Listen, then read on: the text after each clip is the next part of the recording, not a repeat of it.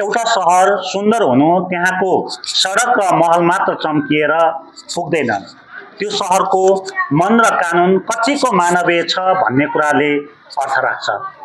तर कर्णालीको राजधानी वीरेन्द्रनगरको सडकमा आज जे देखियो त्यसले सहरको विकासमाथि ठूलो प्रश्न चिन्ह खडा गरिदिएको छ। सडक खाली गराउनु र सहर व्यवस्थित बनाउनु स्थानीय सरकारको दायित्व हो, यसमा दुई मत छैन।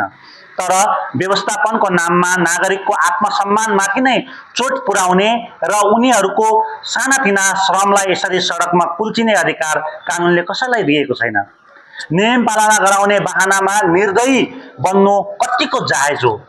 प्रश्न एउटा घटनाको मात्र होइन, प्रश्न प्रवृत्तिको हो।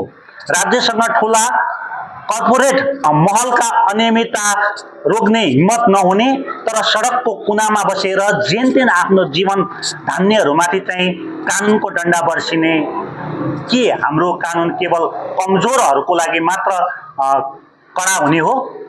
सहर सबैको हुनुपर्छ, महलमा बसेको पनि र डोकामा जीविका भोग्नेको पनि। वीरेन्द्रनगरको यो घटनामा संलग्नहरूलाई कारबाही मात्र होइन, आगामी दिनमा यस्ता श्रमजीवीहरूको सम्मानजनक व्यवस्थापनको लागि नीति बदल्न जरुरी छ।